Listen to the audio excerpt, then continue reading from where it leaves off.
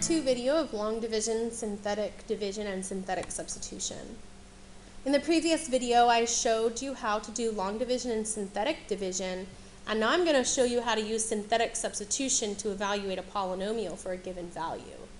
You're going to think that it looks very similar to synthetic division. The one thing that we need to keep in mind is what's called the remainder theorem. And in short, the remainder theorem states that if you use this as your 0 in the synthetic division, and then you set up your synthetic division,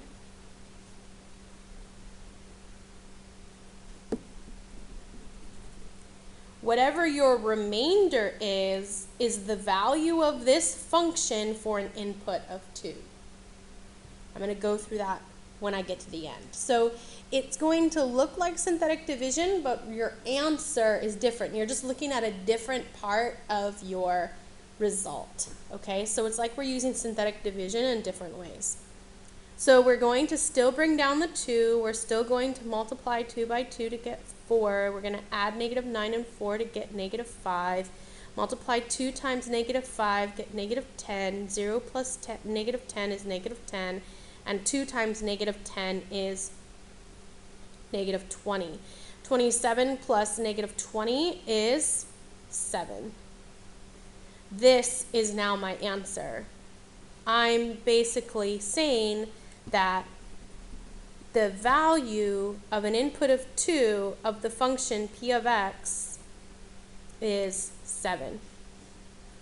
Now, you don't have to check it for your homework because that kind of defeats the whole purpose of doing synthetic substitution. I'm just checking it here to show you that it is actually the same number. So if we were to do the evaluation the old way, we would have 2 times 2 cubed minus 2 times 2 squared plus 27. 2 times 2 cubed is 16.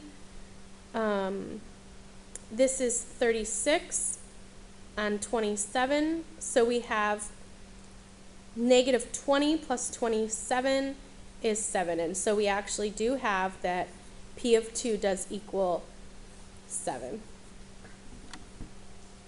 I'm going to do that one more time.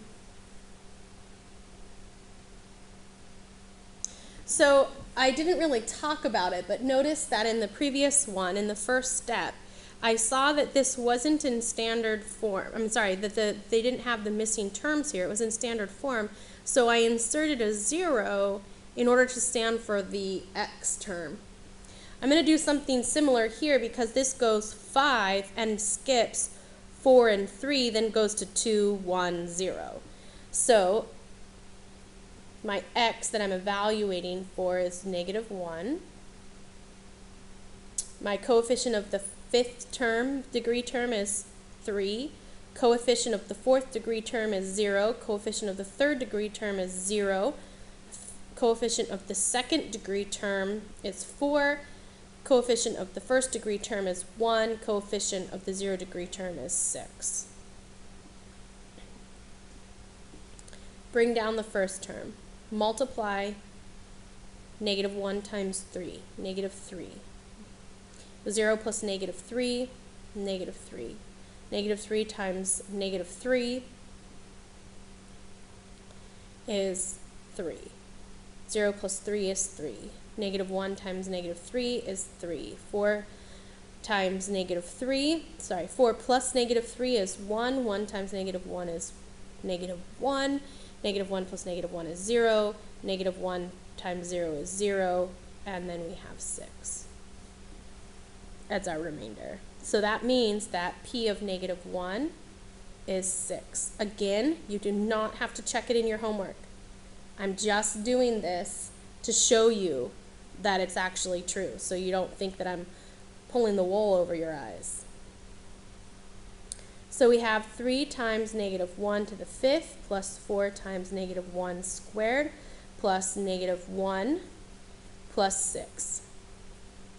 This would be negative 1 times 3, that's negative 3. This would be 1 times 4, that would be 4. This would be minus 1 plus 6. So if we're evaluating negative 3 plus 4 is 1, plus negative 1 is 0, plus 6 is 6. So we have that p of 1 is equal to 6. Checks out.